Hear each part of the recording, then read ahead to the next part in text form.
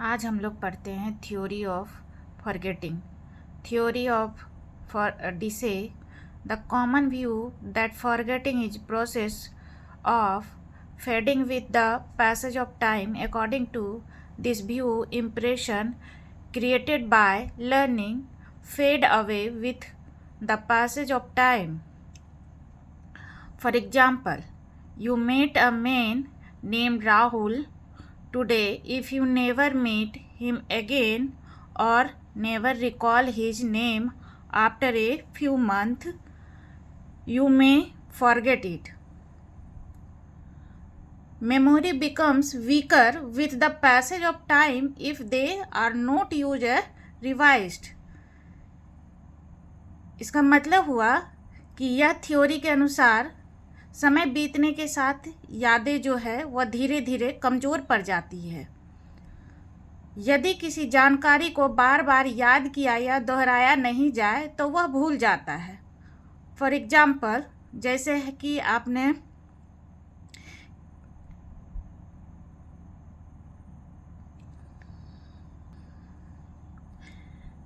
कि आपने किसी व्यक्ति का नाम राहुल सुना। यदि आप उसे दोबारा कई दिनों तक नहीं मिले तो कुछ समय के बाद उसका नाम भूल सकते हो। याद रखने योग्य बातें लाइक की point: no revision, memory fades and next forgetting. अब चलिए हम लोग दूसरे थ्योरी को जानते हैं, theory of interference. Theory of interference: forgetting occurs when memory of the same type interferes with each other. A possible explanation for this is that when two very similar brain patterns are involved, the wrong one may tend to be activated if it has been activated more frequently, more recently, or more intentionally in the past.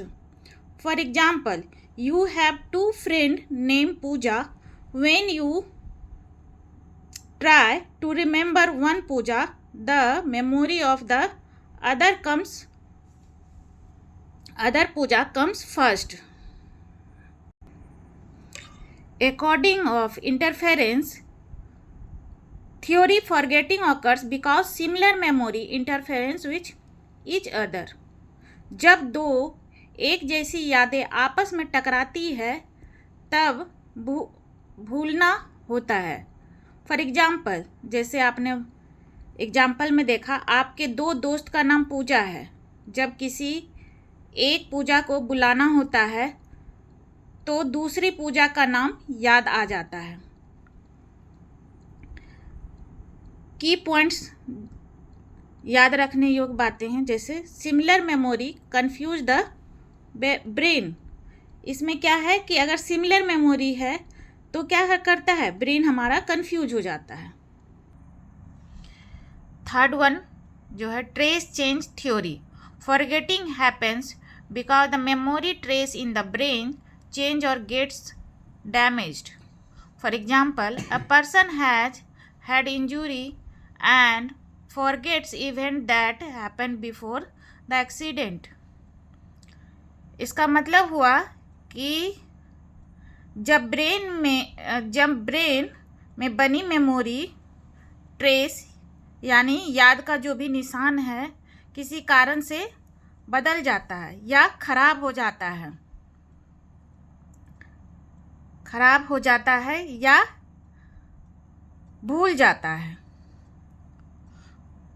जैसे कि आपको example में यहाँ बताया गया है कि a person has had injury and forget event that happen before the accident. अगर कोई पर्सन का एक्सीडेंट हो रहा है तो उसमें हेड इंजरी हो रही है तो उसमें क्या है कि जो कुछ इवेंट है एक्सीडेंट से पहले उसमें कुछ इवेंट जो है वो भूल जाता है। इसका की पॉइंट्स याद रखने योग्य बातें हैं: brain change, memory trace change, then forgetting. According this theory, forgetting is not losing something but rather is more like being unable to find it. Forgetting is often a temporary phase rather than permanent phenomena. According to the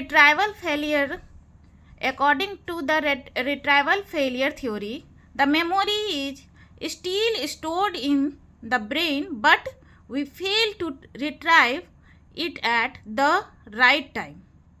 Like, for example, during an exam, you cannot remember an answer after leaving the exam hall. The answer suddenly comes to your mind. तो क्या है कि जो आपका अगर आप मतलब during examination, परीक्षा के समय जो है कोई आंसर आपको याद नहीं आ रहा है, लेकिन एग्ज़ाम खत्म होने के बाद वही आंसर अचानक याद आ जाता है, तो वही जो है थ्योरी आपका रिट्राइवल फेलियर है, फॉरगेटिंग। की पॉइंट्स जो हैं, memory exist but retrieval fails. Exam trick theory meaning in Hindi. Decay theory, समय के साथ याद कमज़ोर हो जाती है। इंटरफेरेंस थ्योरी, एक जैसी यादें आपस में टकराती है। ट्रेस चेंज थ्योरी, दिमाग की जो मेमोरी है वह ट्रेस बदल जाती है। कहने का मतलब है जो मेमोरी में रहता है वह क्या है कि बदल जाता है। रिट्राइवल फेलियर थ्योरी, यह दिमाग में है पर क्या है, निकल गया है।